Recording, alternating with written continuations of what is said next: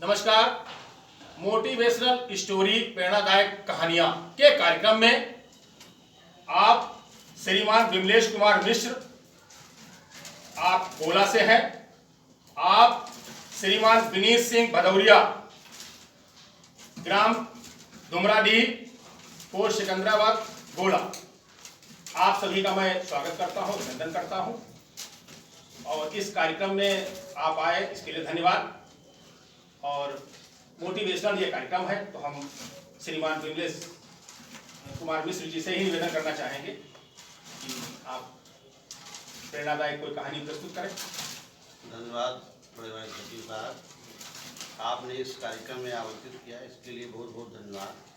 और आपके द्वारा ये ज्ञानप्रद कहानियाँ प्रत्येक सप्ताह होती हैं, हम लोगों सभी लोगों को देखने सुनने मिलती हैं, इससे हम लोग कौन को प्रेरणा लेते हैं। और आज हमारा विषय है कहानी का संकट से कैसे बचें। अच्छा, संकट से कैसे बचें। जीवन में प्राणी पर कभी कभी संकट आते हैं तो उससे हमें बचने का प्रयास करना चाहिए जी। तो ये बच्चों के लिए है। हाँ। एक बड़ा तालाब था, उसमें काफ़ी मेंढक रहते थे और तालाब के ही निकट एक बड़ा वृक्ष था जी। उस पर तमाम पक्षी रहते थे जी। एक कौवा उस पर रहता था।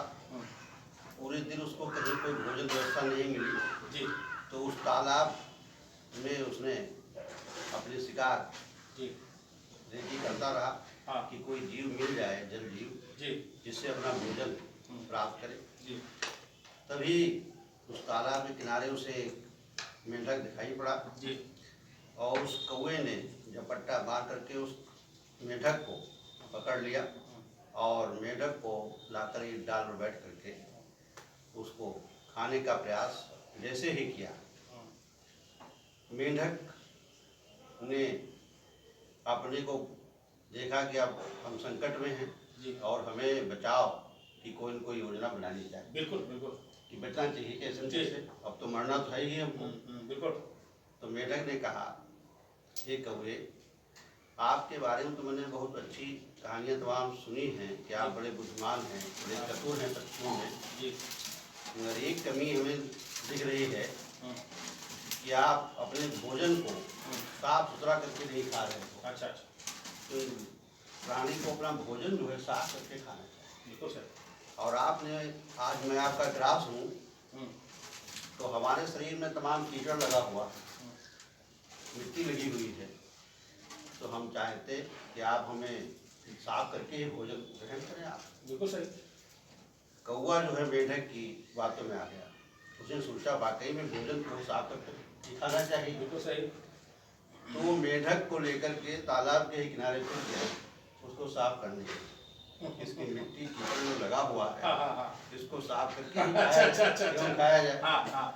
जबकि आप लोग जानते हैं कि कौवा बहुत ही चतुर होता है, मगर यहाँ पर देखिए कौन चतुर निकलता है।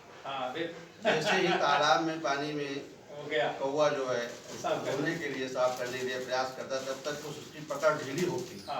उसी समय मौका पाकर को मेंढक जो है वो तालाब में भाग जाता है, उड़ जाता है और कौवा देखता ही रह जाता है।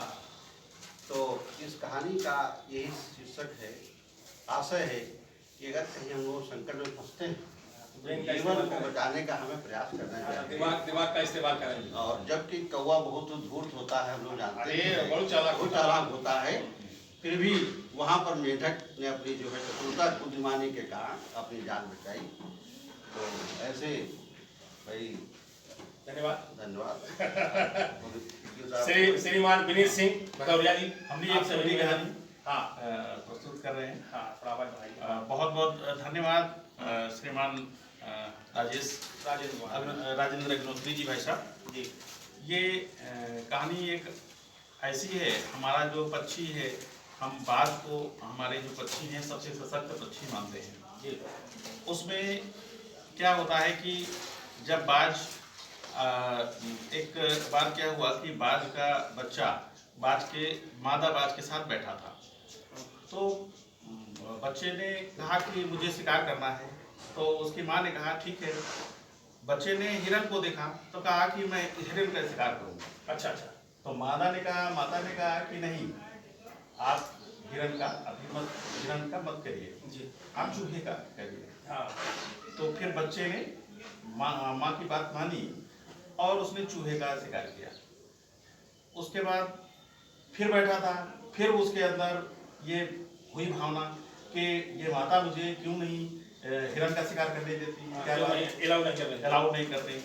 तो फिर दोबारा फिर हिरन को देखा उसने, तो माता से कहा कि माता मैं हिरन का शिकार करूंगा।